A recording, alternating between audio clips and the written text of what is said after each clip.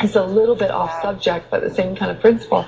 I heard that, and I won't mention his name, but it was a big leader and founder of a huge satanic organization. It wasn't actually that I was interested in Satanism.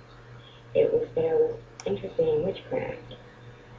And I always have been, and I happened to read an advertisement for Witch's Charm School with lectures by Anton lavey. And I wanted very badly to go, and finally I called and asked what time it started. I came.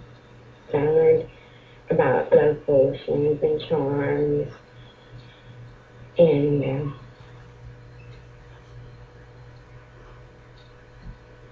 it's a little bit off subject, but the same kind of principle.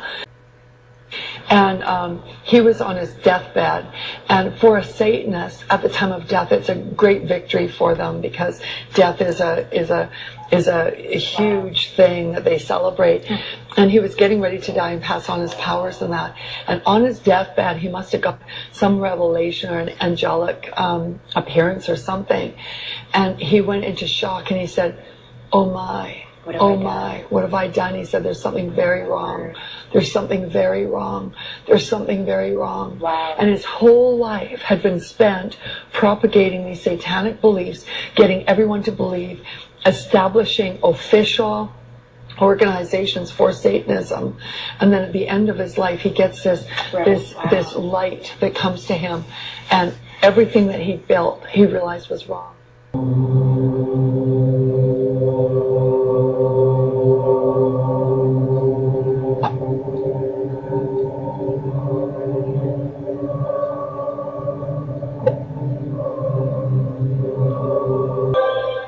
Easy to be an atheist when you have done all of that. A man can sit back and say, "I don't need God. What is God?" But it's very difficult to be an atheist when you're laying on your deathbed, because you begin to think, what if these people are right? See, there's been one man by the name of Ron Short that has stood between me and the gates of hell. One man that had witnessed to me about the love of Jesus for 5 years before I became ill. One man. And, I would debate him, and I liked him because he did what he said he was going to do. I mean, he was the only one that I saw that professed to be Christian, that lived what he said he was going to do. And so I really respected him. I didn't believe what he said, but I respected him. But when I'm laying on my deathbed and knowing that I'm going to die, guess who I thought about? I thought about, what if Ron is right? What if there is a heaven and a hell? And so the most immediately, the most pressing thought in my mind is, how do I get saved? What is saved? What is saved? How do I get saved? And so I sent them for Ron Short. I wanted him to come down because I wanted him to do what he had to do. I had no idea.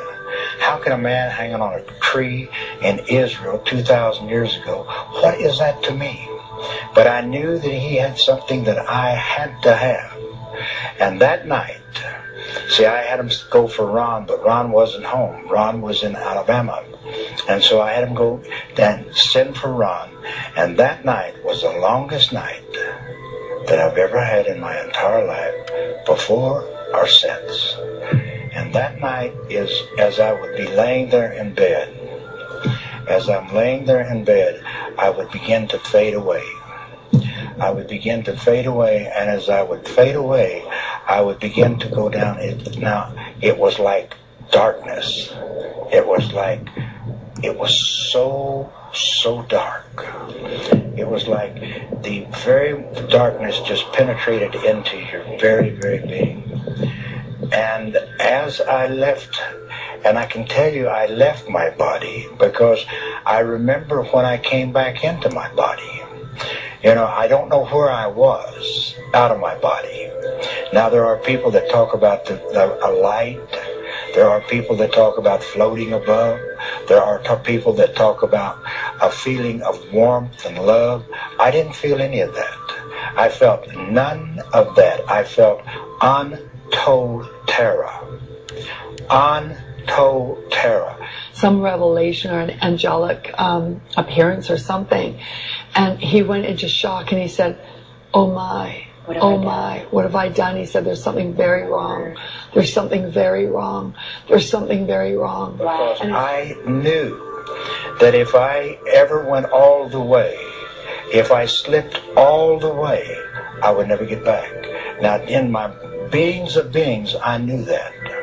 And so I fought all night long. They told me later on, I not only pulled the mattress cover off of the mattress, I pulled the mattress up on me because I had to stay. I had to wait. I had to wait till Ron got there. Whatever he had to do, I had to wait. But I would, again, and then I would leave, and I would be going down like a deep, deep, dark terror. Now, my skin began to get cold. Now, it's not like cold when you walk out into the air. It's like bone chilling cold in my lower extremities. And you can feel the coldness begin to come up the legs. And again, I would begin to leave. Now, and I would be in that darkness, and I'd be in that void. And I remember one time entering back in my body, because when I entered my body, it was like, just like that. I felt my body thud. My physical body thud when I entered back in. Now, believe me, that is the most horrifying, terrifying experience that I've ever encountered. And I thought all night long, and the next morning, somewhere 9:30, 10 o'clock, in came Ron. And Ron came in and he says, Dr. Whitaker, what do they say is your chances? I said, Ron, they tell me I have none. He says, now's the time. And I said, you're right. I mean, I'd cursed him, I'd spit at him, but now was the time, because I had to have whatever he had, because I had a short period of time on earth, and I didn't have any idea when I might make that trip and go all the way.